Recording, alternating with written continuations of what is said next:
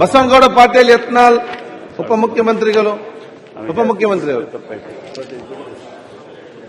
ಸನ್ಮಾನ್ಯ ಅಧ್ಯಕ್ಷರೇ, ನಾನು ಪ್ರಶ್ನೆ ಸಂಖ್ಯೆ 375 ಉಪಮುಖ್ಯಮಂತ್ರಿಗಳಲ್ಲಿ ಕೇಳಲಿಕ್ಕೆ ಬಯಸ್ತಾ ಇದ್ದೇನೆ. ಉಪಮುಖ್ಯಮಂತ್ರಿ ಅವರು ಯತ್ನಾಳ್ ಅವರದ್ದು. ಅಧ್ಯಕ್ಷರೇ, ಉತ್ತರವನ್ನ ಸಂಪೂರ್ಣವಾಗಿ ಅವರು ಒದಗಿಸಿಕೊಟ್ಟಿದ್ದಾರೆ. ಅಧ್ಯಕ್ಷರೇ, ಇವತ್ತು ಕೃಷ್ಣಾ ಮೇಲ್ದಂಡೆ ಯೋಜನೆ ನಮ್ಮ ದೇಶದ 2ನೇ ದೊಡ್ಡ ನೀರಾವರಿ ಯೋಜನೆ. ಇವತ್ತು ನಮ್ಮ 1964ರಿಂದ ಸುಮಾರು 6 ದಶಕಗಳ ಕಾಲ ಈ ನೀರಾವರಿ ಯೋಜನೆ ಪೂರ್ತಿ ಆಗ್ತಾ ಇಲ್ಲ. ದಿವಂಗತ ಲಾಲ್ ಬಹದ್ದೂರ್ ಶಾಸ್ತ್ರಿ ಅಂದಿನ ಪ್ರಧಾನಮಂತ್ರಿಗಳು ಶಿಲಾನ್ಯಾಸ ಮಾಡುವಾಗ ಮೊದಲ ಹಂತ ಮತ್ತು 2ನೇ ಹಂತ, ಮೊದಲ ಹಂತದಲ್ಲಿ 119 ಟಿಎಂಸಿ, 2ನೇ ಹಂತದಲ್ಲಿ 54 ಟಿಎಂಸಿ ಒಟ್ಟು ಬಳಕೆ ಮಾಡಿಕೊಂಡು 173 ಟಿಎಂಸಿ ಬಳಕೆ ಮಾಡ್ಕೊಳ್ಳಿಕ್ಕೆ 120 ಕೋಟಿ ಮಾತ್ರ ಅವಾಗ ಖರ್ಚಾಗ್ತಿತ್ತು. ಅಧ್ಯಕ್ಷರೇ, ಇವತ್ತು 60 ವರ್ಷಗಳಲ್ಲಿ ಕೇವಲ ಹಂತ 1, 3 ಮತ್ತು 2 ಈ 2 ಹಂತಕ್ಕೆ 50,452 ಕೋಟಿ 72 ಲಕ್ಷ ಖರ್ಚಾಗಿದೆ. 120 ಕೋಟಿಯಲ್ಲಿ 150,452 ಕೋಟಿಯಲ್ಲಿ. ಅಧ್ಯಕ್ಷರೇ, ಇವತ್ತು 3ನೇ ಹಂತದ ಬಗ್ಗೆ ನಾನು ಪ್ರಶ್ನೆಯನ್ನ ಕೇಳಿದ್ದೀನಿ. ನೀವು ಪರಿಹಾರ ಎಷ್ಟು ಕೊಡ್ತೀನಿ ಅನ್ನುವಂಥದ್ದನ್ನ ಈಗಾಗಲೇ ಸಚಿವರು ಹೇಳದಂತೆ ಇವತ್ತು ನಮ್ಮ ಇಡೀ 524.6 ಈ ಎತ್ತರ ಆಗಬೇಕಾದ್ರೆ ಒಟ್ಟು ಮುಳುಗಡೆ ಜಮೀನು ನೀರಾವರಿ ಏನು ಬ್ಯಾಕ್ ವಾಟರ್ ಸಲುವಾಗಿರುವಂತಹದ್ದು 75,563, ಪುನರ್ವಸತಿ ಕೇಂದ್ರಗಳಿಗೆ ಸನ್ಮಾನ್ಯ ಅಧ್ಯಕ್ಷರೇ 6,467, ಕಾಲುವೆಗಳ ನಿರ್ಮಾಣಕ್ಕೆ 51,837 ಎಕರೆ, 1,33,867 ಎಕರೆ ಸ್ವಾಧೀನ ಮಾಡ್ಕೋಬೇಕಾಗಿದೆ. ಅಧ್ಯಕ್ಷರೇ, ಇವತ್ತು ಮುಖ್ಯಮಂತ್ರಿಗಳು ಕರೆದಂತ ಸಂದರ್ಭದಲ್ಲಿ ಇವತ್ತು ಒಂದೇ ಹಂತದಲ್ಲಿ ಒಂದೇ ಕಂತಿನಲ್ಲಿ ನೀರಾವರಿ ಜಮೀನಿಗೆ 40 ಲಕ್ಷ, ಒಣ ಜಮೀನಿಗೆ 30 ಲಕ್ಷ ಹಾಗೂ ಕಾಲುವೆ ನಿರ್ಮಾಣ ಎಲ್ಲಿ ನೀರಾವರಿ ಇದೆ ಅಲ್ಲಿ 30 ಲಕ್ಷ, ಎಲ್ಲಿ ಒಣ ಬೇಸಾಯ ಇದೆ ಅಲ್ಲಿ 25 ಲಕ್ಷ, ಈ ರೀತಿ ಸುಮಾರು 70,000 ಕೋಟಿ ರೂಪಾಯಿ ಕೇವಲ ಕೃಷ್ಣಾ 3ನೇ ಹಂತದ ಮತ್ತು 524.256 ಎತ್ತರಕ್ಕೆ ಹೋಗಬೇಕಾದ್ರೆ 70,000 ಕೋಟಿ ಬರೇ ಭೂ ಸ್ವಾಧೀನಕ್ಕೆ ಬೇಕಾಗ್ತದೆ. ಅಧ್ಯಕ್ಷರೇ, ಇನ್ನ ಸೇತುವೆ ಕಾಲುವೆಗಳ ನಿರ್ಮಾಣ ಮತ್ತು ಆಲಮಟ್ಟಿ ಡ್ಯಾಮ್ ಎತ್ತರ ಮಾಡಬೇಕಾದ್ರೆ ಸುಮಾರು 50,000 ಕೋಟಿ ಅಂದ್ರೆ ಅಂದಾಜು ಇವತ್ತು ಕೃಷ್ಣಾ ಮೇಲ್ದಂಡೆ ಯೋಜನೆ ಪೂರ್ಣ ಆಗಬೇಕಾದ್ರೆ ಸುಮಾರು 1,20,000 ಕೋಟಿ ಬೇಕು. ಅಧ್ಯಕ್ಷರೇ, ಆದರೆ ನಾನು ಸನ್ಮಾನ್ಯ ಸಚಿವರಲ್ಲಿ ಕೇಳಿಕ್ಕೆ ಬಯಸ್ತಾ ಇದ್ದೇನೆ, ಇಂಥ ಒಂದು ದೊಡ್ಡ ಯೋಜನೆ ಇಡೀ ಉತ್ತರ ಕರ್ನಾಟಕ ಅಲ್ಲ, ತುಮಕೂರು ಭಾಗದವರೆಗೆ 70% ತನ್ನ ಕೃಷ್ಣಾ ಕೊಳ್ಳ ಏನಂತ ನಾವು ಕರೆಸ್ಕೋತಾ ಇದೆ. ಇದು ಆದರೆ ಶಾಶ್ವತವಾಗಿ ಉತ್ತರ ಕರ್ನಾಟಕದಲ್ಲಿ ಕುಡಿ ನೀರಿನ ಸಮಸ್ಯೆ, ಕೈಗಾರಿಕೆಗಳಿಗೆ ನೀರು, ಭೂಮಿಗೆ ನೀರು, ಇಡೀ ಉತ್ತರ ಕರ್ನಾಟಕ ಒಂದು ಅಭಿವೃದ್ಧಿ ಆಗುವಂತಹ ಒಂದು ಮಹತ್ತರ ಯೋಜನೆಯಲ್ಲಿ ಇವತ್ತು ಸರ್ಕಾರ ಹೇಳಿದಂತೆ ಏನು 40 ಲಕ್ಷ 30 ಲಕ್ಷ ಏನು ಕೊಡ್ತೀನಿ ಅಂತಿದ್ದಾರೆ. ಆದರೆ ದುರ್ದೈವನಂದ್ರೆ ಅಧ್ಯಕ್ಷರೇ, ಇನ್ನೂವರೆಗೂ ಏನವರು ಅವರೇ ಮಾನ್ಯ ಮುಖ್ಯಮಂತ್ರಿಗಳ ಅಧ್ಯಕ್ಷತೆಯಲ್ಲಿ ಉಪಮುಖ್ಯಮಂತ್ರಿಗಳ ನೇತೃತ್ವದಲ್ಲಿ ಕರೆದಂತಹ ಸಭೆಯಲ್ಲಿ ನಾವು 40 ಲಕ್ಷ ಒಂದೇ ಟೈಮ್ ಪರಿಹಾರ ಕೊಡ್ತೀವಿ, 30 ಲಕ್ಷ ಒಣ ಬೇಸಾಯದಲ್ಲಿ ಕೊಡ್ತೀನಿ ಅಂತಿದ್ರು. ಇನ್ನೂವರೆಗೂ ಯಾವುದೇ ಪ್ರಕ್ರಿಯೆ ಆಗಿಲ್ಲ.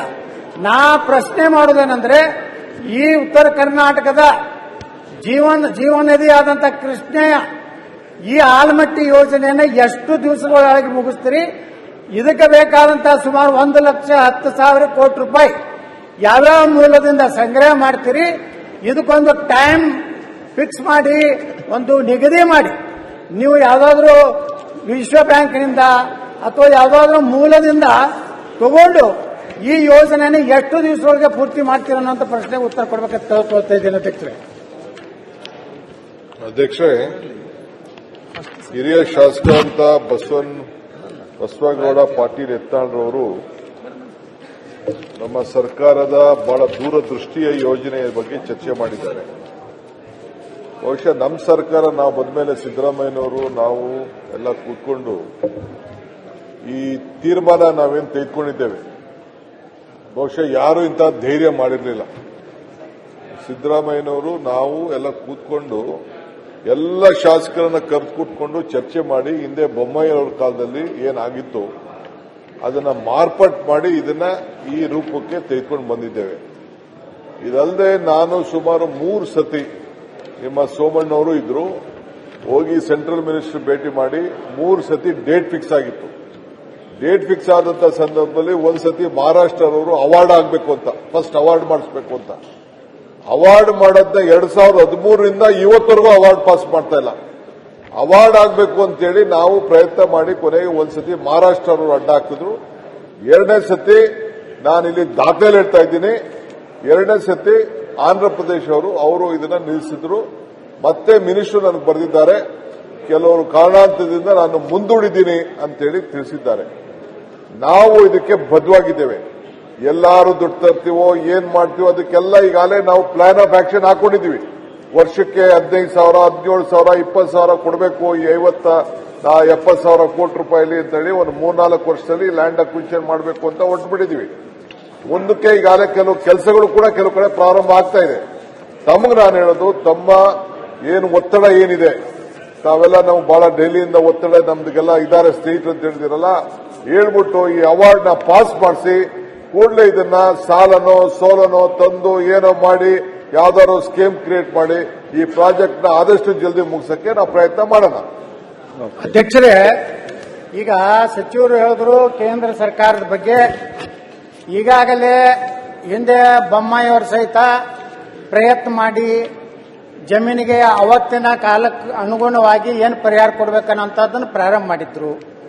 ಆದರೆ ಒಬ್ಬ ಹಿರಿಯ ಶಾಸಕರು ಇಲ್ಲ ನಮ್ಮ ಸರ್ಕಾರ ಬಂದ್ರೆ 50 ಲಕ್ಷ ರೂಪಾಯಿ ಎಕರೆನ ಕೊಡಿಸ್ತೀನಿ ಅಂತೇಳಿ ತಡೆ ಒಡ್ಡಿ ಇವತ್ತು ಈ ಸರ್ಕಾರದಲ್ಲಿ ಆದರೂ ಮುಖ್ಯಮಂತ್ರಿ ಸಿದ್ದರಾಮಯ್ಯನವರ ನೇತೃತ್ವದಲ್ಲಿ ಒಂದು ರೈತರು ಸಹ ಒಪ್ಪಿಕೊಂಡ ಮೇಲೆ ಈ ಒಂದು ಪರಿಹಾರವನ್ನ ನೀವು ಕೊಡ್ತೀನಿ ಅಂತ ಘೋಷಣೆ ಮಾಡಿದ್ದೀರಿ. ಆದ್ರೆ ಕೇಂದ್ರ ಸರ್ಕಾರದ ಜೊತೆಗೆ ಏನೇನು ಸಮಸ್ಯೆ ಇದೆ, ಮುಖ್ಯಮಂತ್ರಿಗಳ ನೇತೃತ್ವದಲ್ಲಿ ಪ್ರಧಾನಮಂತ್ರಿಗಳನ್ನ ನೀರಾವರಿ ಸಚಿವರನ್ನ ಭೇಟಿಯಾಗುವಂತ ಕೆಲಸ ನೀವು ಮಾಡಬೇಕು. ಅದರ ಜೊತೆಗೆ ನಾವು ಸಹ ಉತ್ತರ ಕನ್ನಡದ ಎಲ್ಲಾ ಶಾಸಕರು ಪಕ್ಷಾತೀತವಾಗಿ ನಾವು ದಿಲ್ಲಿಗೆ ಬರ್ಲಾಗ್ತಾ ಇದ್ದೀವಿ. ಈ ಒಂದು ಯೋಜನೆ ಸಲುವಾಗಿ ಕೇಂದ್ರ ಸರ್ಕಾರ ಮೇಲೆ ನಾವು ವಿನಂತಿ ಮಾಡಿಕೊಂಡು ಒತ್ತಡ ಹಾಕ್ಲಾಗ್ತಾ ಇದ್ದೀವಿ. ಪಕ್ಷಾತೀತವಾದಂತಹ ಒಂದು ಆಯೋಗ ಏನು ನಿಯೋಗವನ್ನು ಕರ್ಕೊಂಡು ಹೋಗುವಂತ ಕೆಲಸ ತಾವು ಮಾಡಬೇಕು. ಅಷ್ಟೇ ಅಧ್ಯಕ್ಷರೇ, ಇವತ್ತ ಇನ್ನ ಹಳೆ ಬಾಕಿಯನ್ನು ಕೊಟ್ಟಿಲ್ಲ ಭೂ ಪರಿಹಾರ.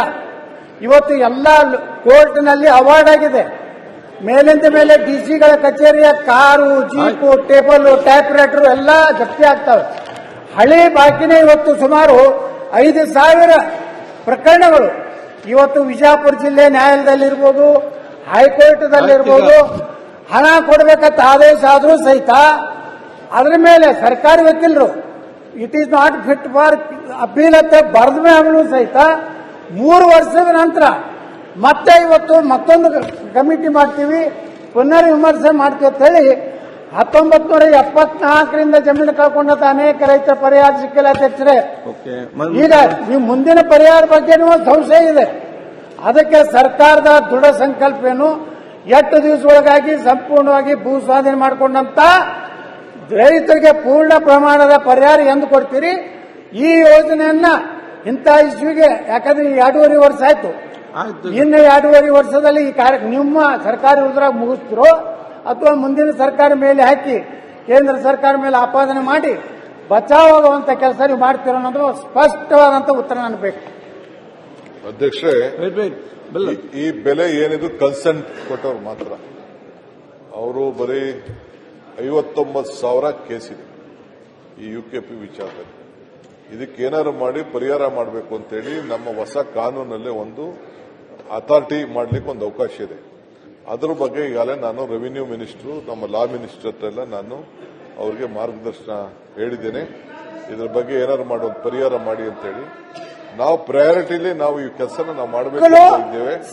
ಅವಾರ್ಡ್ ನೋಡ್ರಿ, ಕೋರ್ಟ್ ಅವಾರ್ಡ್ ಮಾಡಿದ್ಮೇಲೂ ಅವ್ರದೇ ಸರ್ಕಾರಿ ವಕೀಲರು ಏನ್ ಬರೆದು ಕೊಟ್ಟಾರಂದ್ರೆ ಇದನ್ನ ಈ ಅವಾರ್ಡ್ ಸರಿ ಇದೆ, it is not fit for appeal ಅಂತ ಹೇಳಿ ಅವ್ರು ಬರೆದು ಕೊಟ್ಟ ಮೇಲೂ ಸಹ ಇವತ್ತು ಸರ್ಕಾರ ಅವ್ರ ಹಣ ಹಳೆ ರೈತರು ಹಣನೇ ಕೊಡ್ತಾ ಇಲ್ಲ.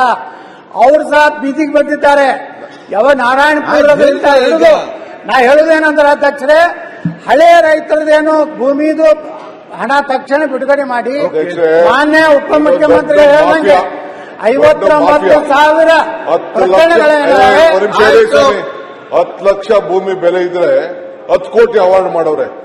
ಹಂಗಂತ ಅಂದ್ಬಿಟ್ಟು ನಮ್ಮ ಆಫೀಸರ್ಸ್ ನಮ್ಮ ವಕೀಲರು ಯಾವನ ಅಡ್ಜಸ್ಟ್ಮೆಂಟ್ ಮಾಡ್ಕೊಂಡ್ಬಿಟ್ಟು ಅಂತ ಅಂದ್ಬಿಟ್ಟು ನಾನ್ ಕೊಡಕ್ಕಂತೂ ತಯಾರಿಲ್ಲ. ಇದು ಸಾಧ್ಯ ಇಲ್ಲ, ಯಾವ ಸರ್ಕಾರ ಕೊಡಕ್ಕೂ ಸಾಧ್ಯ ಇಲ್ಲ.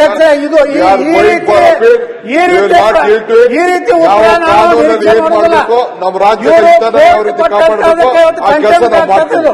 ನಾನು ಈ ಅಪೀಲ್ ಆರ್ಡರ್ಗೆಲ್ಲ ನಾನು ಕೋರ್ಟ್ ಹೇಳಿದ್ರೆ ಇವರು ಒಂದ್ ರೀತಿ ಇದಕ್ಕೆ ಯಾವ ನ್ಯಾಯಾಲಯದ ಆದೇಶವನ್ನು ಸಹ ಇವತ್ತು ಪರಿಗಣಿಸದೆ ಇಂಥ ಸದನ ಸಮಿತಿ ಸದನದಲ್ಲಿ ಈ ರೀತಿ ಉತ್ತರ ಕೊಟ್ಟು ರೈತರಿಗೆ ಸಿಗಬೇಕಾದಂತ ನ್ಯಾಯ ಕೊಡ್ತಾ ಇಲ್ಲ ಅಧ್ಯಕ್ಷರೇ. ಅದಕ್ಕೆ ಹೊಸದಾಗಿ ನೀವೇನು ಮಾನ್ಯ ಮುಖ್ಯಮಂತ್ರಿಗಳು ಘೋಷಣೆ ಮಾಡಿದ್ರಲ್ಲ, ಅದನ್ನು 8 ದಿವಸನಾಗಿ ಎಲ್ಲಾ ರೈತರಿಗೆ ಪರಿಹಾರ ಕೊಡ್ತೀರ ಅನ್ನೋಂಥದನ್ನ ಮಾನ್ಯ ಸಚಿವರು ಹೇಳ್ಬೇಕಂತ ನಾವು ವಿನಂತಿ ಮಾಡ್ತೀವಿ. ಮಾನ್ಯ ಅಧ್ಯಕ್ಷರೇ, ಮಾನ್ಯ ಮಂತ್ರಿಗಳು ಮಾತಾಡ್ತಾ ಹೇಳಿದ್ರು ಕೇಂದ್ರ ಸರ್ಕಾರ ನೋಟಿಫೈ ಮಾಡಿಲ್ಲ ಅಂತ ಹೇಳಿ. ಈ ರೀತಿ ಒಂದ್ ನಿಮಿಷ ಉತ್ತರ ಕರ್ನಾಟಕದ ಪ್ರಶ್ನೆ ದಯಮಾಡಿ ಮಾತಾಡಬಹುದು. ಅಲ್ಲ ಮಾತಾಡ್ತೇವೆ. ಅರ್ಧ ಸತ್ಯ ಇಲ್ಲಿ ಇಡಬಾರ್ದು. ಯಾಕೆ ನೋಟಿಫೈ ಆಗಿಲ್ಲ? ಪ್ರಾಧಿಕಾರದ ಆದೇಶ ಏನ್ ಬಂತು ಅದ್ರ ಮೇಲೆ ಮಹಾರಾಷ್ಟ್ರ, ಕರ್ನಾಟಕ, ಆಂಧ್ರ ಪ್ರದೇಶ, ತೆಲಂಗಾಣ ಕೋರ್ಟಿಗೆ ಹೋದು. ಮಹಾರಾಷ್ಟ್ರದ ಆರ್ಗ್ಯುಮೆಂಟ್ ಆಗೈತಿ, ಕರ್ನಾಟಕದ ಆರ್ಗ್ಯುಮೆಂಟ್ ಆಗೈತಿ, ತೆಲಂಗಾಣದ ಆರ್ಗ್ಯುಮೆಂಟ್ ಆಗೈತಿ, ಆಂಧ್ರ ಪ್ರದೇಶದ ಆರ್ಗ್ಯುಮೆಂಟ್ ಇನ್ನೂ ಆಗಿಲ್ಲ. ಆ ಎಲ್ಲ ಆರ್ಗ್ಯುಮೆಂಟ್ ಆದ್ಮೇಲೆ ಕೇಂದ್ರ ಸರ್ಕಾರ ನೋಟಿಫೈ ಮಾಡಕ್ಕಾಗತ್ತೆ. ಅದಕ್ಕಿಂತ ಮೊದಲು ಹೆಂಗ್ notify ಮಾಡಕ್ಕಾಗುತ್ತೆ?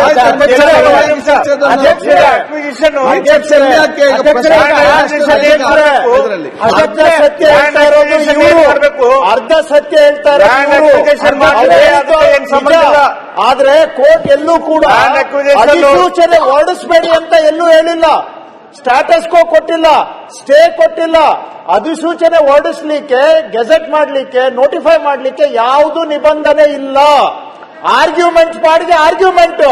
However the award can be is fit to be notified.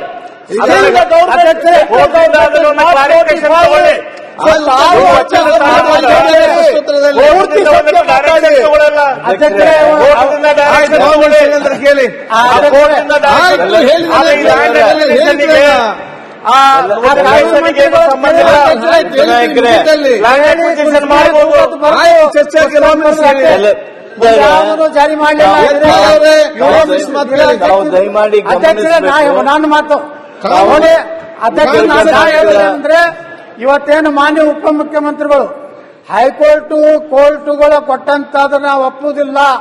10 ಲಕ್ಷಕ್ಕೆ 10 ಕೋಟಿ ರೂಪಾಯಿ ಮಾಡ್ಯಾರ ಅಂತೇಳಿ ಇವತ್ತು ನ್ಯಾಯಾಂಗದ ಬಗ್ಗೆ, ನಮ್ಮ ರೈತರ ಬಗ್ಗೆ ಅಪಮಾನಕಾರಿಯಾಗಿ ಮಾತಾಡಿದ್ದಕ್ಕೆ ನಾನು ಇದನ್ನು ಖಂಡಿಸುತ್ತಾ ಸಭಾತ್ಯಾಗ ಮಾಡ್ತೇನೆ.